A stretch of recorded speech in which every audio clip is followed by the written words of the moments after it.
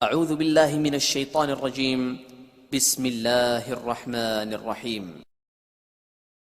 میں برکت کا ایک بہت بڑا ذریعہ شکر ہے۔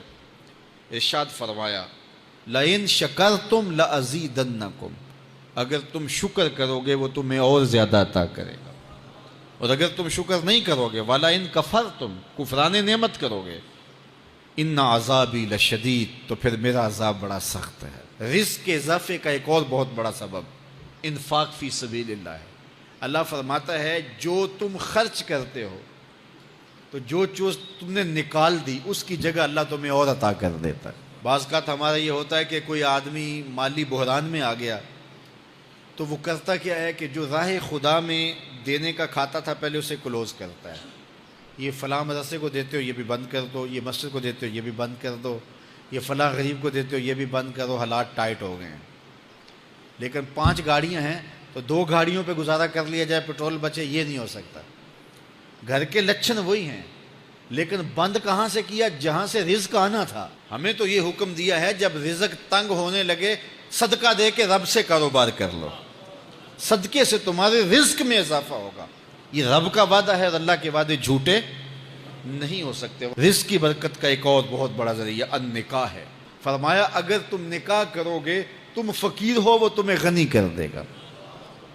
لوگ کہتے ہیں بچہ پیروں پہ کھڑا ہو لے تو پھر نکاح کریں گے۔ اللہ کہتا ہے تم نکاح کرو ہم پیروں پہ کھڑا کر دیں گے۔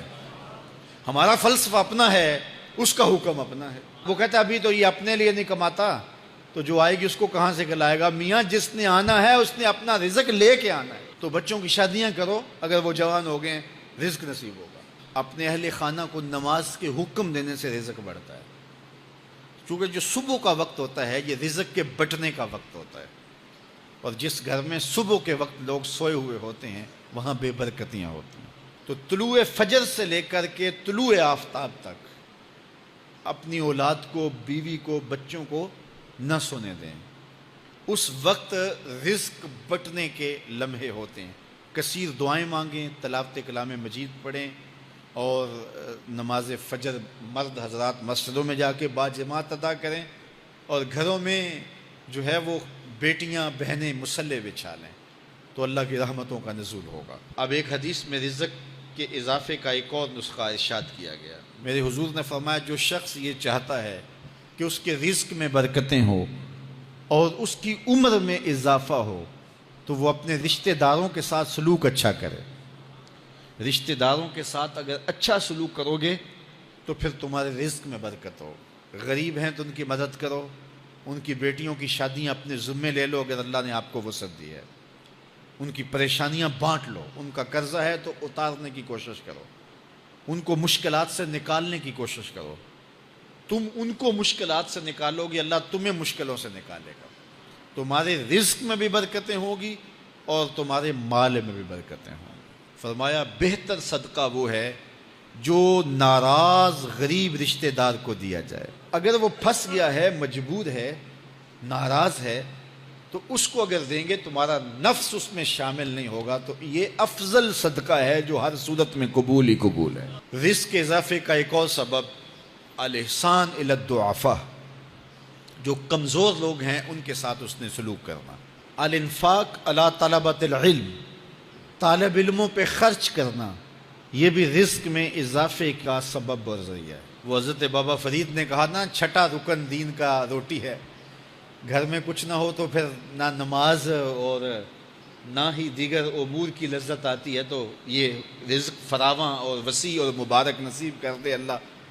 تو اس کے لیے ایک اور وظیفہ میں دیتا ہوں، اور وہ یہ کہ مغرب کے بعد 21 مرتبہ سورۃ الکوثر پڑھ لیں، کثرت ہو جائے گی انشاءاللہ۔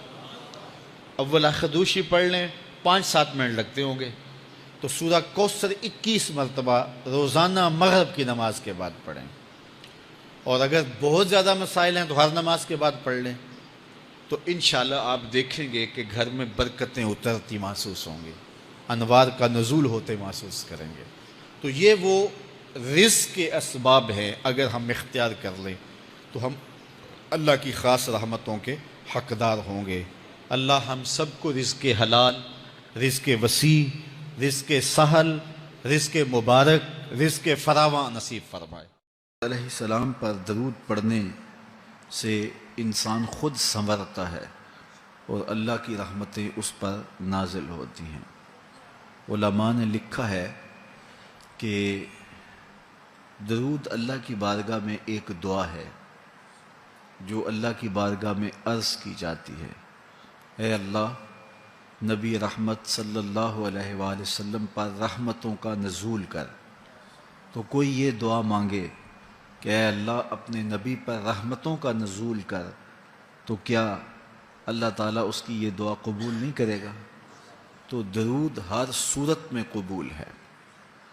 تو اس کا جو فائدہ ہوا کہ جس نے ایک مرتبہ حضور کے لیے اللہ کی بارگاہ سے رحمتوں کی دعا مانگی، تو اس کے مانگنے سے محبوب علیہ السلام پر کتنی رحمتوں کا نزول ہوا وہ تو اللہ جانتا ہے، یا جس محبوب کریم پہ نزول رحمات ہوتا ہے وہ جانتے ہیں، لیکن جو ہاتھ اٹھا کے دعا مانگے، جو ہاتھ باندھ کے درود پڑھے، ایک مرتبہ درود پڑھنے سے اللہ کی 10 رحمتیں اس پر نازل ہوتی ہیں۔ تو جو مسلسل درود پڑھے جا رہا ہے تو پھر رحمت کی برسات ہوتی ہے اس کے اوپر۔ رسول کریم صلی اللہ علیہ وآلہ وسلم نے ارشاد فرمایا، تم جہاں بھی ہو میرے اوپر درود پڑھو، تم جہاں بھی درود پڑھتے ہو وہ میرے تک پہنچتا ہے۔ صبح پڑھو، شام پڑھو، دوپہر پڑھو، دن کو پڑھو، رات کو پڑھو، نماز سے پہلے پڑھو، نماز کے بعد پڑھو، محفل کے آغاز میں پڑھو، محفل کے دوران پڑھو، محفل کے اختتام پہ پڑھو، مسجد میں پڑھو، گھر میں پڑھو، جہاں بھی میرے اوپر درود پڑھو گے، جیسے بھی میرے اوپر درود پڑھو گے، فرمایا میرے تک پہنچتا ہے۔ ہر شخص یہ چاہتا ہے کہ میں حضور کی قربت پاؤں، حضور کا قرب مجھے ملے، اور اگر کسی کے سینے میں یہ آرزو نہیں ہے تو اس کے سینے میں دھڑکنے والا دل کسی مومن کا دل ہی نہیں ہے۔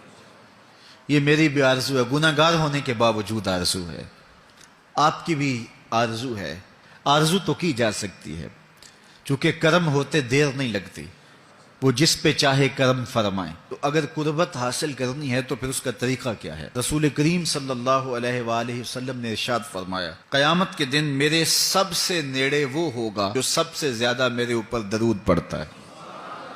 تو جتنا درود حضور پہ زیادہ پڑھو گے، قیامت کے دن اس قدر حضور کی قربت نصیب ہوگی، اور حضور کی چادر رحمت کی ٹھنڈی چھاؤں ملے گی، جام کوثر نصیب ہوں گے، اور جہاں حضور ہوں گے وہاں قیامت کے دن کی سختیاں نہیں ہوں گی، وہاں دامن محبوب کی ٹھنڈی ہوائیں ہوں گی۔ تو حضور علیہ السلام پر کثرت سے درود پڑھنا یقیناً یہ دکھوں کو دور کرنے کا علاج ہے، اور یہ دنیا آخرت کی بہتریوں کی ضمانت ہے۔ حضرت ابو ہریرہ رضی اللہ تعالیٰ عنہ سے روایت ہے جو امام ابو داود نے اپنی سند سے روایت کی ہے۔ رسول کریم صلی اللہ علیہ وآلہ وسلم نے ارشاد فرمایا کہ جب کوئی شخص میرے اوپر سلام بھیجتا ہے تو اللہ تعالیٰ میری روح میرے اندر لوٹا دیتا ہے، یہاں تک کہ میں اس کے سلام کا جواب دیتا ہوں۔ روح اطہر جسد انور میں لوٹا دی جاتی ہے اور حضور سلام کا جواب دیتے ہیں۔ تو مجھے کائنات میں کوئی ایک لمحہ تو ایسا بتاؤ جس لمحے حضور پہ سلام نہ پڑھا جاتا ہو۔ وہاں روضہ رسول پہ چلے جائیں تو وہاں لمحہ لمحہ سلام کے گجرے ہیں، کائنات کے جس گوشے میں چلے جائیں درود و سلام کے جو ہیں وہ گجرے ہیں۔